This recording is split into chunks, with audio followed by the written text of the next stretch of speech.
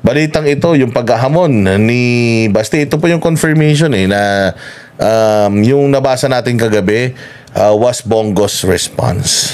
Sa iba pang detalye sa pagbibitiw ni VP Sara sa gabinete, ihatid namin maya-maya lang. Samantala, iginiit ni Senador Bongo na hindi niya pababayaan si dating Pangulong Rodrigo Duterte. Yan ay matapos siyang patutsadahan ng dating presidential son na si Davao City Mayor Baste Duterte sa isang rally sa Pampanga. Nasa frontline ng balitang yan si Camille Samonte. You have time to redeem yourselves.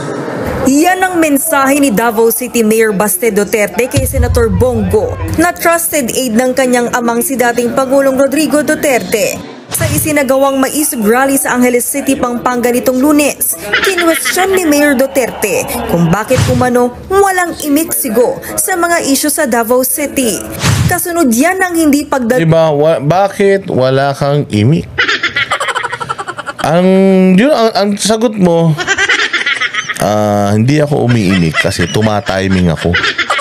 Ay, grabe, Divina 24 Mix Vlog. Salamat po, Divina 24 Mix Vlog. You're amazing. God bless you. More power to you.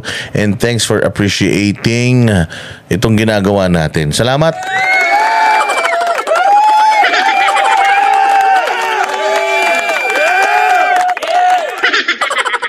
Sabi ni Captain, Boss Dada, wag po natin silang pag-awayin. Solid po. Hindi nga, naniniwala nga ako na solid. Pero mga 40% na lang. Hindi ako, hanggat hindi ko narinig si Senator Bongo at Senator Bato na ipinagtatanggol lang Davao, at least man lang kinukundi na yung mga nangyayari sa Davao. I'm still gonna be siding on again Captain Boss, ako I'm just Boss Dada. Ako ay isang reactor. Ako ay nagre-react lang sa mga balita. Okay, I'm a nobody. Wala akong say, wala akong kapangyarihan. Pero maaring yung mga sinasabi ko ay ay walang katuturan para sa kanila. Hi Paul, thank you very much Paul, maraming salamat sa iyo diyan sa Amerika. Mabuhay ka.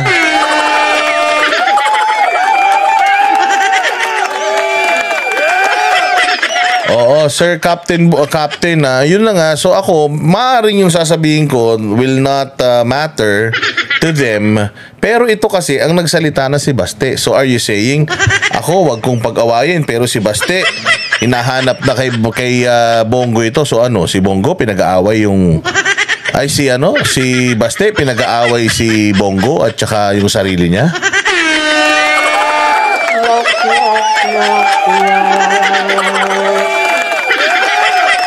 So yun lang ang tanong ko. Kasi ako, sabi ko nga sa inyo, maaaring walang kwenta itong mga sinasabi ko.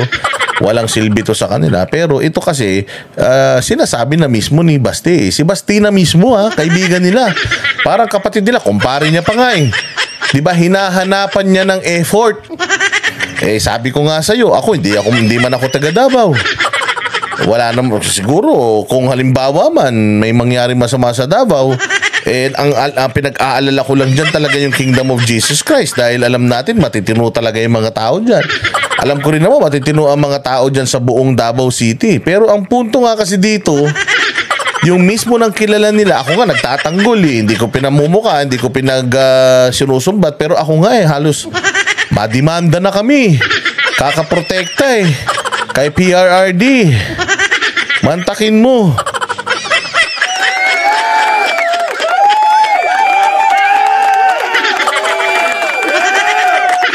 Diba kami nga talagang nagsasakripisyo kahit delikado Diba? Putya, lumalabas kami dyan. We're always looking on our shoulders kasi baka merong biglang mamaril sa amin dahil sa pagtatanggol namin kay PRD.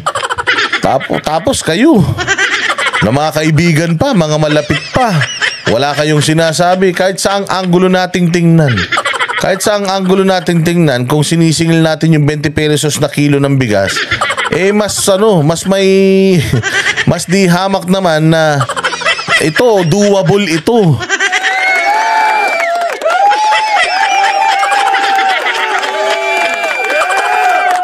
O hindi ba? Hindi ba katulad nga ng sinasabi ni Pebbles Talakera, wala kayong, kumbaga kahit mawala kayo dyan, walang nawala sa inyo dahil in the first place, hindi nyo naman ini-expect or pinangarap ever na mapupunta kayo sa mga posisyon na yan. Bakit masyado nyong inaalagaan yung posisyon, kahit naman wala yan, buhay kayo.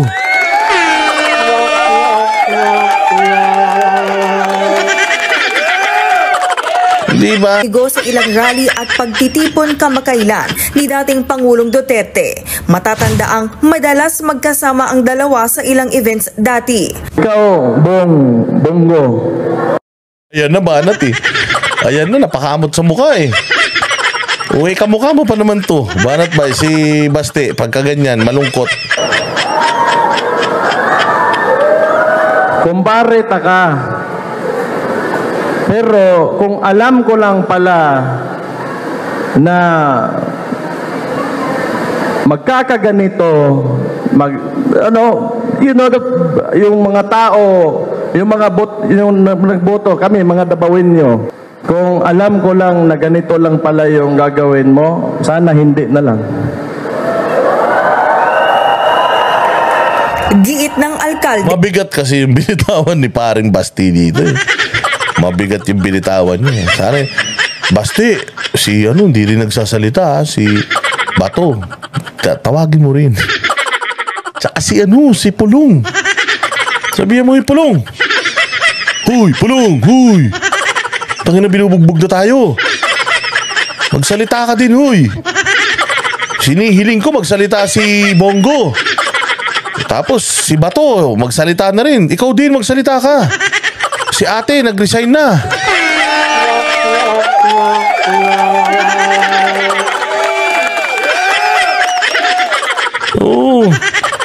Sabi ni Drogon, tuwang-tuwa mga tanso dito. Nako, they are the least of our problems. No, the list of our priorities. Wala tayong pake sa mga tanso. Utangin na nila, kahit mamatay sila bukas lahat, wala tayong pakialam.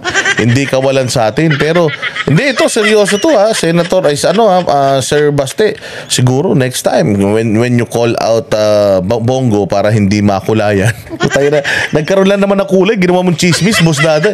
Hindi naman totoo yun eh. Sabi ni Banat Bay, pakisabi kay Baste, pag ako naging senador, magsasalita ako lagi. Nako, sigurado panalo ka na, Banat Bay. Pero Banat Bay, sana available ka bukas kasi baka magpa-interview sa atin si Baste. Baka lang. Baka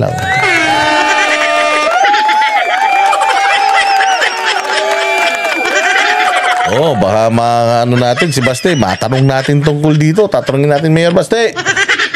Bakit si Bongo lang yung kinall out mo? Medyo nagtataka yung mga tao kasi si Bato hindi mo naman tinawag. Si Pulong hindi mo naman tinawag. Hindi rin naman nagsasalta yung dalawa. Alam baka hindi rin naman nagbibigay ng public statement ba? Sana kinall out mo din. Anong masasabi mo doon sa mga sinasabi ng mga tao na ganyan? Na parang mukhang may personal kayong galit kay Bato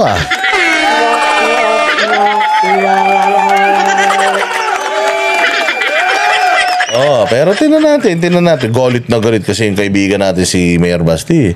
Hindi, siguro, talagang, baka si Bato, siguro si Pulong nakakausap niyo yun, siyempre. Kapakuya niya yun eh. Si Bato, baka nag-uusap din sila, tumatawag din sa kanila. Huwag ka mag-alala, Basti. Ang bahala sa'yo. Basti, huwag ka mag-alala. Lang ako, busy lang ako magsugba-sugba ngayon. Pero akong bahala sa'yo kasi 2025, makuha lang natin 2025, putangin na. Alagwa kami dyan. Relax ka lang. Hintayin lang natin. Konting panahon pa. Bigyan mo akong time. Sheila Palapala. Maraming salamat.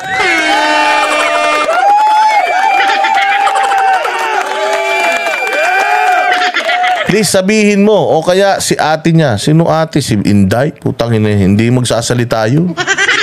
Banat ba si Inday magsasalita lang daw siya after na nung kanyang turnover. Pero from between now and July 19, hindi daw siya magsasalita, magpapa-interview whatsoever. Tingnan natin kasi minessage na natin. Nangako kasi sila sa atin, Banat, dapat kahapon. Pero busy daw. Kasi nga, di ba sabi mo sa akin, huy, kausapin mo si Basti. Di ba, ginano mo. Kasi nung pagpunta ko sa backstage na gano'n, naabangan ko si Basti, nakita ko, putya, ang dami nakapalibot sa kanyang mga chicks. Sila Joey, na-ambush na siya. So, wala na, hindi na ako nakahabol. Sabi ko, ayoko, laki-laki ko, sikip-sikip doon. Hindi na ako makapagtanong. So, sabi ko, kausapin na lang natin siya personal ba? Kaya yun, sabi naman nila, set down natin this week. So, hopefully bukas, ang huling, huling interview natin sa huling show natin for this week. Susunod na linggo na tayo ulit mag-show. Hopefully, Mayor Baste, available ka ba? Huwag ka mag-alala, wala kami tatanong na delikado. Ang tatanong lang namin ay yung mga statement mo, kamusta na Davao, kamusta na ganito, ganyan, namin sa'yo. Yun lang tatanungin namin sa'yo. Huwag ka mag-alala, hindi kami katulad ng ibang mga vlogger na ipapahamak ka.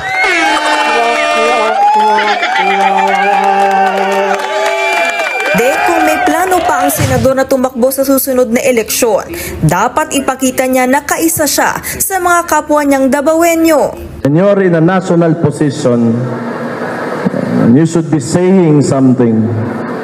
Especially when it's very clear, kitang-kita na ng lahat, the atrocities of what the administration is doing. Sa isang pahayag, sinabi ni Go na iniintindi niya ang saloobin ng alkalde. Mali yung iniintindi. Kasi para pag sinabi mong iniintindi ko, parang ayaw kong intindihin or mali. Walang silbi sinabi, pero iniintindi ko. Parang, siguro ang dapat na ginamit na salita, naiintindihan ko ang saloobin ni Maste, ganun di ha?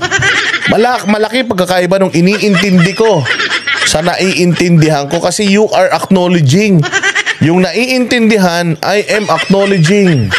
Pero yung iniintindi, parang you're having a hard time acknowledging yung iyong saloobin.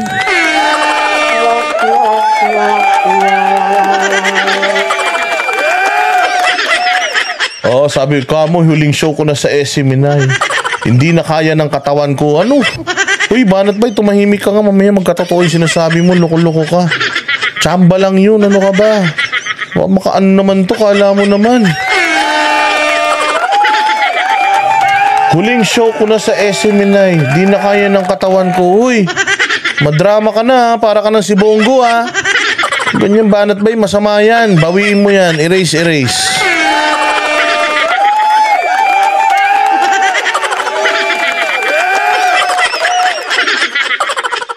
Ayun, sabi nga ni Sheila Palapala, pag iniintindi, ibig sabihin, kahit mali, iintindihin ko. Parang ganun, Kaya nga, hindi mo nga ina-acknowledge. Sabi naman itong isa, Boss Dada, Boss Dada.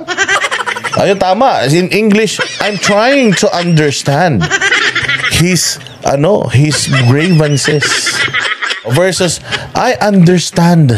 Parang empathizing na yun I understand your frustrations, Mayor Baste. Ganon iba na yung empathizing versus itong iniintindi. Parang, I'm trying to understand you. Okay, sige. Oo. Oy, banat ba tumigil ka sa SMNA lang, sa live ko tuloy. Or ba tumigil ka, banat ba walang ganun. Walang pagkain na libre sa bahay mo. Sa SMNA may pagkain.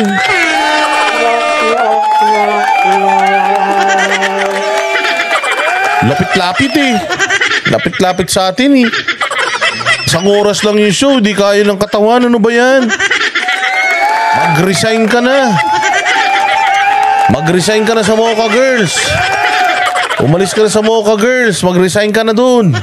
Kaya na ni Toto yun. Mas kailangan ka ng taong bayan. Mas kailangan ka namin sa SMNI. Hindi pwede. Mali yan. Mali ang ginagawa mo, Banat Bay.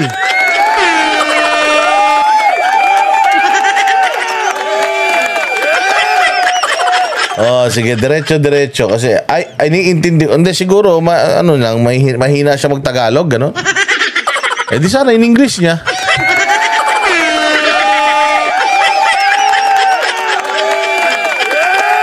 Banat Bay. Banat Bay, alam ko kung anong makakagamot sa sakit mo. Eto, ang biskotso.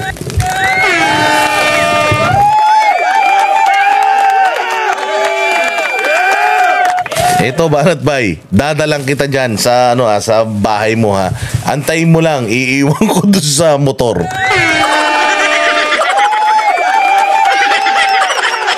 Banat, dadalang kita nito, libre na, hindi ko na kita pagbabayarin. Baka wala ka ng biskotso dyan.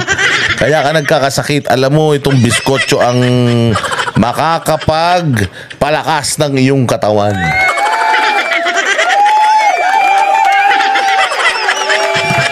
Oh, sige, diretso.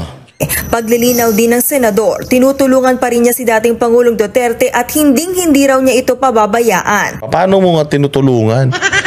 Lagi namin nakikita si PRD, iba naman umaakay sa kanya. Hirap na kasi maglakad si PRD. Siyempre, pag si PRD daw matagal na nakaupo, tas pag tumayo, parang hirap siya magbalanse. Kasi meron siyang vertigo. O kaya, inaakay siya, may baston siya, tas inaakay siya nung kanyang mga mababait na mga security. Hindi pa kita nakita, bato, na inaakay mo si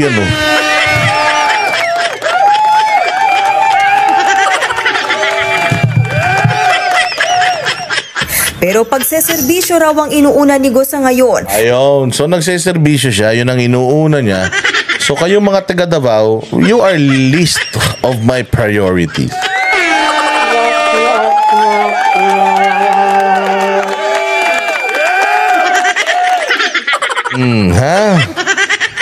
You are the least of my priorities. Oh, kaya Davao, serbisyo muna ako dito. Relax na ako. I'm a senator. So, pahinga lang ako rito. Tapos punta ako, malasakit center ako dito. Malasakit center ako dyan. O, sa inyo, saka na ako magmalasakit.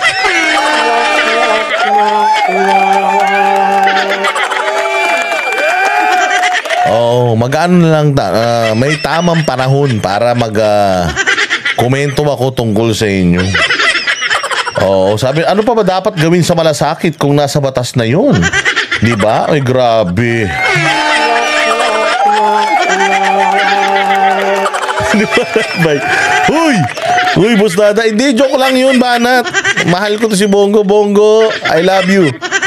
Bongo, I love you. Hindi, tama naman. Maganda naman sinasabi ni Bongo. Kayo talaga. Siya ay nagsiservisyo. So, hindi, I cannot be in two places at the same time.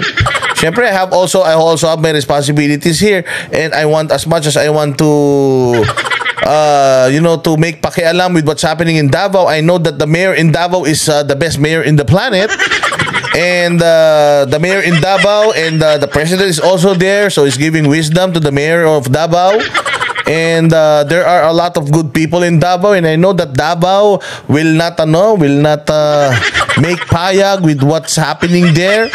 Oh, and I know that they are all palaban, so hindi ko sila masyadong iniintindi for now because Davao is an independent city. They know what to do. Oh, they are so matapang. Oh, that's why I'm trying to understand. I'm understanding the statement of Baste Duterte. Don't worry, I will take care of your father. Alinsunod din daw sa bilin at natutunan niya mula sa dating Pangulo. Para naman kay dating presidential spokesperson sa... Maganda sinabi dito ni Spokes, parang wag niyong pagdudahan si Bato kasi solid yan, Duterte yan. Kanino, hindi kami nagdududa. Si Baste, nagdududa. Hindi kami. Salvador Panelo, hindi paglalabas ang sama ng loob ang ginawa ni Mayor Duterte. Di, again don't misunderstood. Oh, do not misinterpret. Alam natin na Duterte yan. Oo. Oh, pero do not misinterpret me. Maraming nagawa si Senator Bato. Pati nga ako natulungan yan eh. O kaya lang syempre, alam mo naman, dito sa channel natin, pag tama palakpakan, pag malibanatan, well, siyempre kahit pa paano, medyo pipitik-pitikin natin. Uy, Bato, tsaka Bongo. Ano naman? Galaw-galaw. Galaw-galaw, ano ba kayo? Nakahalata na kayo. Baka imbis manalo kayo sa 25, matalo pa kayo. Galaw-galaw, ano lang, statement lang. Huwag mo patamaan gobyerno. Sabihin mo lang na, I condemn what's happening in Kingdom of Jesus Christ.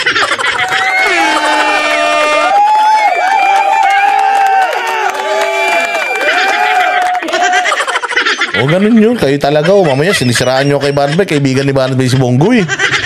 Alam mo naman, love na love ni Barnabé. Ako din, love na love kay si Bongo. Papakaraming nagawa niyan para sa Pilipino. Kaya ano yun, disregard natin yung mga, wag natin idama yung mga magagandang nagawa niya. Ano lang tayo, focus lang tayo dito. In this instance, medyo nagtatampo si Baste at medyo nagtatampo kayo, kaya nga binigyan siya ng pagkakataon ni Baste to redeem yourself. So, Senator Go, there's still time for you to redeem yourself. We still believe that you love Davao. So just prove to us that you are still protecting in love with Davao. Oo. Kasi sa tingin ko, ang inahanap niya, sumama siya sa rally, na hindi naman niya karakter yun. Pangalawa siguro, inaantay niya rin na magkaroon ng privileged speech o na hindi niya ginagawa kasi he's busy, focused on his work as a legislator. Dinepensahan din ni Panelo si Go. Bongo has been very loyal not only to the country, also to the Duterte family. Ibinigay niya na ang buhay niya dyan eh. Yun, so Baste, tanggalin mo na yung tampo mo kasi. Huwag ka nang magtampo. Alam mo naman, kakampi nyo ito si Bongo. Huwag ka na mag-alala, ha? Relax ka lang dyan. Kalma lang. Alam ko, frustrated ka na sa nangyayari sa iyong probinsya at alam mo, parang nafe-feel mo na wala ka ng kakampi. Huwag ka mag-alala, nandito pa Banateros. Huwag ka mag-alala. Si Bongo, antayin mo lang. Malay mo naman, naunahan mo lang siya. Magsasalita na sana siya. Kaya lang, inunahan mo kasi.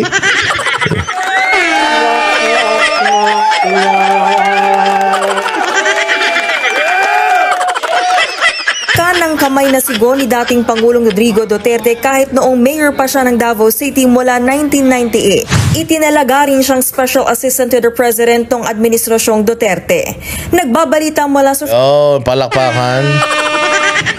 Ano lang yan, normal lang yan sa mga magkakamag-anak, magkakapatid o sa mga nagmamahalan, normal lang yang normal lang yung mga ganyang mga nagaganap-ganap.